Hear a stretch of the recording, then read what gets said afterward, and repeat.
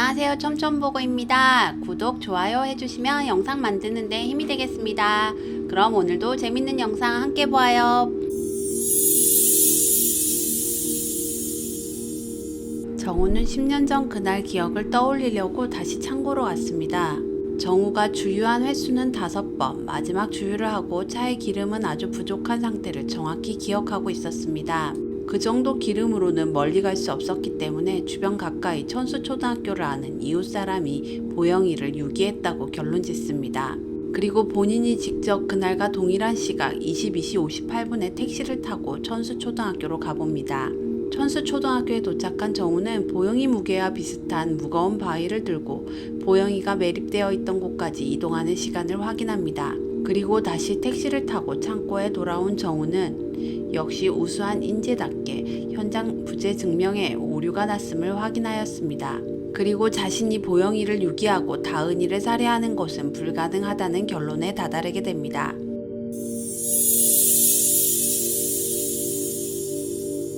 한편 노상철은 참고인 조사 자료를 토대로 시간 계산을 해봅니다. 고정우가 유기했다는 시각은 22시 58분, 참고인 조사에서 신민수 엄마 김정숙이 정우를 봤다고 진술한 시각은 11시경 막차 시간이었습니다. 그런데 실제 30분 전인 10시 30분이 신민수 엄마 김정숙이 기억했던 시간입니다. 거짓 진술을 한 셈입니다. 그리고 차로 천수초등학교까지는 약 15분 거리, 11시 15분 천수초등학교에 도착 50km가량 여학생을 옮기는데 최소 10분 정도가 걸릴 것이라고 노상철은 생각합니다. 그리고 정우가 아무리 빨리 창고로 다시 복귀했다고 해도 도착 시간은 11시 50분쯤으로 계산이 됩니다. 그런데 박다은 할머니의 통신 기록은 23시 30분, 고정우가 거기에 있을 수 없는 시간인데 남자친구 목소리를 들었다고 진술하는 박다은 할머니. 노상철은 두 사건이 동시에 일어날 수 없음을 결론 짓습니다. 그리고 창고로 향합니다.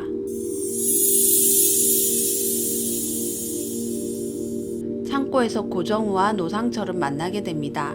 정우는 보영이를 유기한 사람은 마을 주변 사람임을 상철에게 다시 이야기해줍니다. 하지만 상철은 그렇다고 너가 범인이 아니라는 말은 아니라며 공범일 수 있다고 이야기합니다. 같은 시각 하설이 창고에 왔고 목격자가 있다고 이야기해줍니다. 창고 중간에 사람의 피를 흘리고 있는 그림을 보았다는 이야기를 합니다. 하지만 상철은 사진도 아니고 현수호는 신경질환을 앓고 있는 유일하게 조사도 받지 않은 창고인이라 이야기하며 현재 병원에 입원한 사람의 말을 들으라고 한다며 면박만 주고 하설의 말을 들으려 하지 않습니다. 다음날 하설은 직접 수호를 만나 물어볼 생각으로 병원에 가고 병원에서 원장을 만나게 됩니다. 그리고 박형신 원장을 통해 수호가 전문 병원으로 옮겨졌음을 확인받게 됩니다. 혹시 수호의 면회가 허락될까 물어봤지만 원장은 가족 동의 없이는 불가하다고 거절하게 됩니다.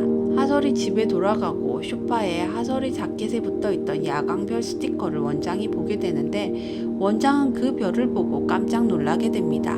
이유가 무엇일까요?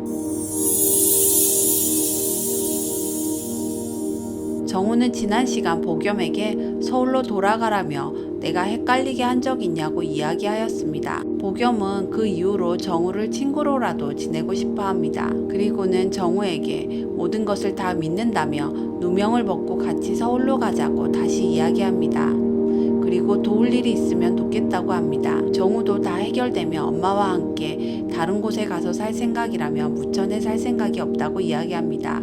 그리고 그날 있었던 수사는 잘못되었다고 보겸이에게 이야기해줍니다. 다음날 상철은 정우의 사건에 시간의 오류를 경찰서 내 형사들에게 설명하는데요. 김희도 형사는 이를 듣고 화를 내고 목격자들이 잘못 증언을 해서 시간 오류가 날 수도 있는데 그런 정도 가지고 다시 재수사를 요구하는 건 무리가 있다고 이야기합니다. 하지만 상철은 버스 막차와 통화 기록은 변할 수 없는 시간이라며 항변하지만 형구탁은 재수사를 하기에 증거가 너무 미미하다고 반대합니다.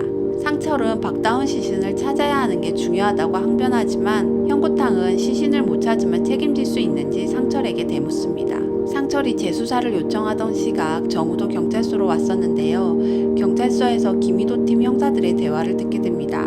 그리고 삼촌 형구탁에게 재수사를 요청하는데 형구탁은 이런 지하에 불가통보를 내립니다. 형구탁은 이제 새 삶을 살라고 정우에게 이야기하고 정우는 이 사건을 제대로 파헤쳐야 새 삶을 살 수 있다고 형구탁에게 이야기합니다.